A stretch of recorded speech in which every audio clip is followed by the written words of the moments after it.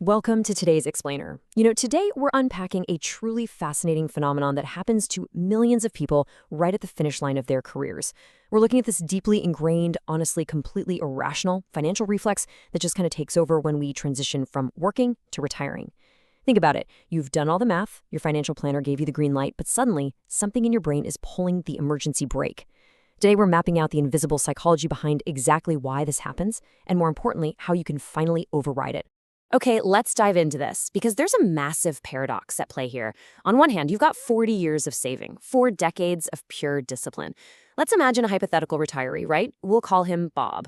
So Bob skipped those luxury vacations in his 30s, he drove sensible cars in his 40s, and he totally maxed out his retirement accounts in his 50s.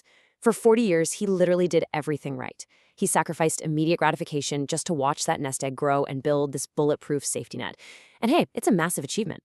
But on the flip side, Bob finally hits retirement, and he is absolutely terrified to actually spend the principal.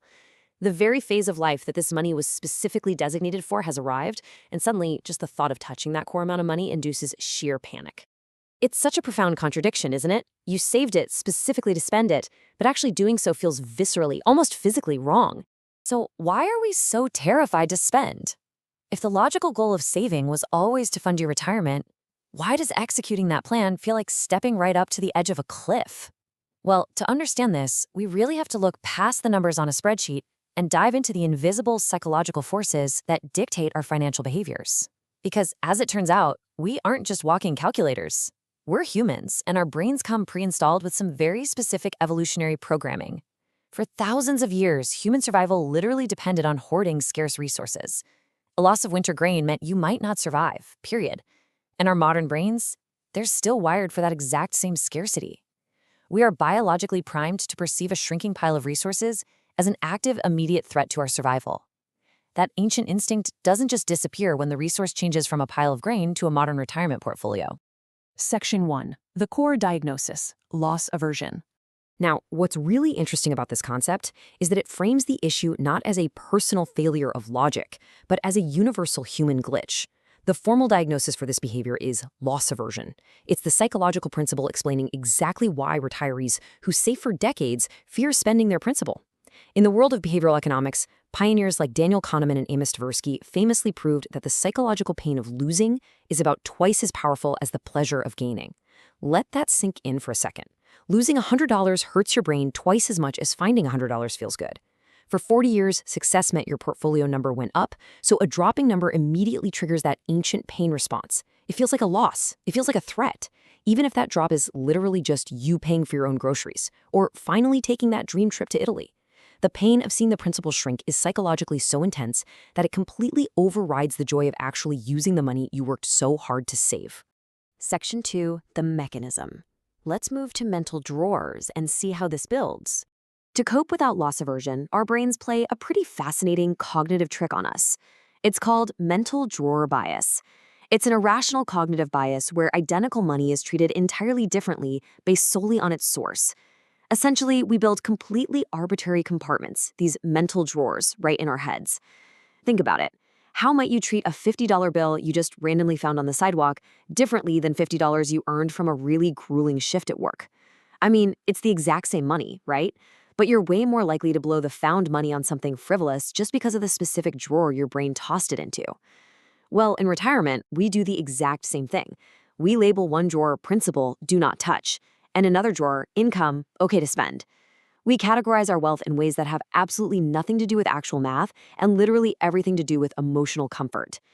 We desperately want to live entirely out of that income drawer so we never, ever have to experience the psychological pain of prying open the principal drawer. Section 3, the proof. And this brilliantly illustrates the $400 illusion. Imagine a scenario that perfectly captures the absolute absurdity of this psychological glitch. Let's say your investment pays out a $400 dividend. What is your psychological reaction? Well, you happily spend it. It feels like a bonus, a yield, it was generated by your money, but it doesn't reduce your overall share count. It came safely from that income mental drawer we just talked about, so you feel completely justified taking your spouse out to a nice dinner. Now take the exact opposite approach. You want to take your spouse to that exact same dinner, and you need $400 to do it, but there's no dividend this month. So you decide to sell $400 of the underlying fund, the principal. What's the reaction now? You completely refuse to sell the shares. The thought of logging into your brokerage account, clicking sell, and actively reducing your total share count just feels deeply wrong. It triggers that primal loss aversion. Your brain throws up a massive roadblock, even though the end result to your wallet is completely identical. So the absolutely crucial point here is this. It is the exact same money. Whether that $400 arrives as a dividend yield or whether you generate it by selling $400 worth of the principal fund, it is exactly $400 in purchasing power. Despite that intense mental drawer bias, making them feel completely different, those dollars hold identical value regardless of where they sit or how they were generated. It's kind of funny how our brains can make a digital minus sign on a glowing screen feel like a literal physical injury, isn't it? But recognizing this aha moment is the absolute key to breaking the spell of loss aversion. Once you realize money is fungible, meaning it's completely interchangeable, you can finally breathe. You can confidently buy that plane ticket, upgrade the kitchen, or just comfortably pay the electric bill without that creeping sense of guilt, because you know the math supports you, even when your ancient instincts are trying to trick you. Which brings us to a final provocative question I want to leave you with today. Are your mental drawers keeping you from enjoying your own money? If you've spent 40 years diligently filling those drawers, understanding the invisible psychology behind your reluctance to open them is the very first step toward true financial freedom. Remember, the money is there to serve you, not the other way around. Thank you so much for joining me for this explainer, and I really hope this empowers you to look at your own financial psychology in a whole new, liberating light.